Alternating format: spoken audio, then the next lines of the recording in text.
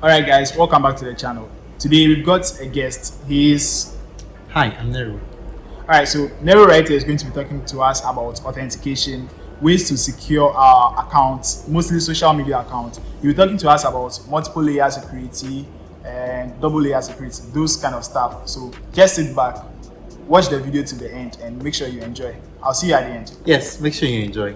Double security, multiple factor authentication, several layers of security. About a month ago, a friend of mine got hacked on WhatsApp. The friend's account got taken hold of by a perpetrator. Now, this perpetrator got access to the OTP, one-time password. This one-time password is the barrier between the registration and the account. Through that, the perpetrator was able to gain access to the messages and the contacts of my friend. Authentication. Trying to constantly verify whether something is actually what it is.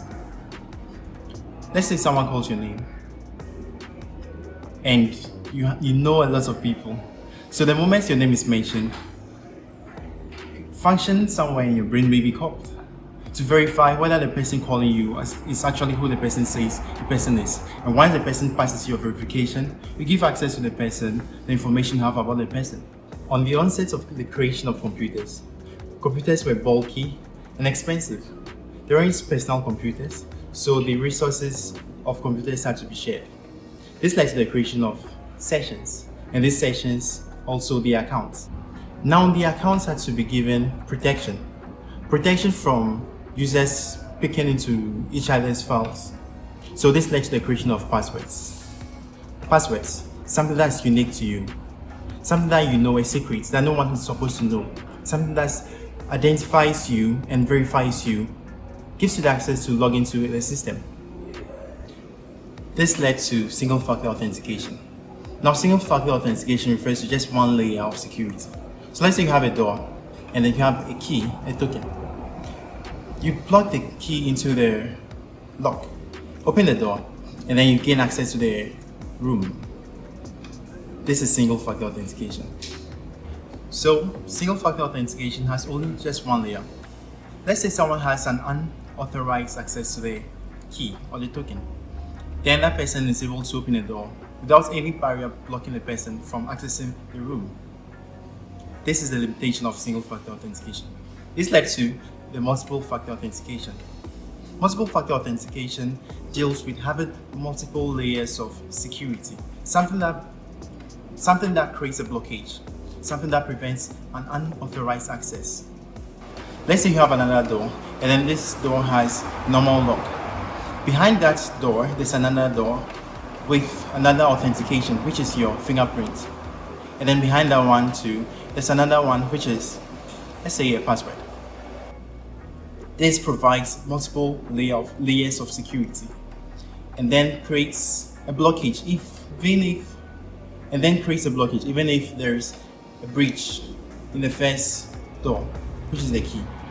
So same is with social accounts such as WhatsApp, Instagram, Facebook, and the rest. You need to have your two-factor authentication or the multiple-factor authentication. This will create a much more secured system, something that protects you.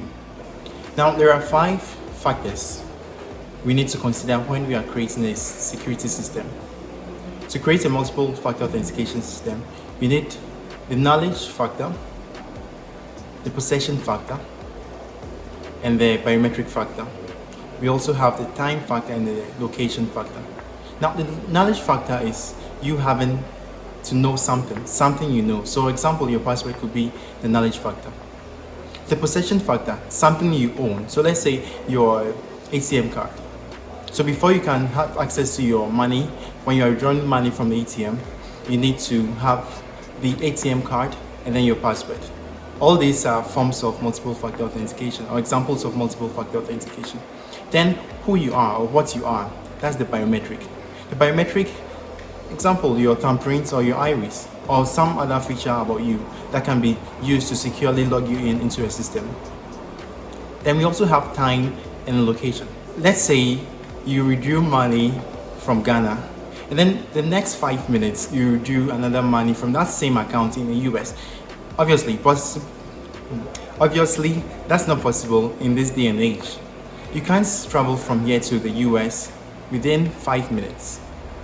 Same with location. So let's say you withdraw money from Kumasi within 5 minutes and then you are withdrawing in Accra. That's not possible. So these factors are used to guarantee that a multiple factor authentication system is secured. Thank you for watching this, and a big shout out to my friend Paul for giving me the opportunity to come on his channel and speak to you guys. And do connect with us and leave your comments. Multiple factor authentication makes sure that your account is secured. It can't be absolutely secured, but it creates multiple layers, so protecting you from unauthorized access to your account. Now, this is the reason why you should enable two-factor authentication on your WhatsApp account, your Facebook account, your Google account, your Apple ID. All these accounts, they have those features in the privacy and security settings. You should head there right now and change those settings so that you can protect your account, so you don't end up like my friend. Alright, that's it for this video. I thank you all for watching. If you enjoy, I'm glad. I'll see you guys in the next one. Peace.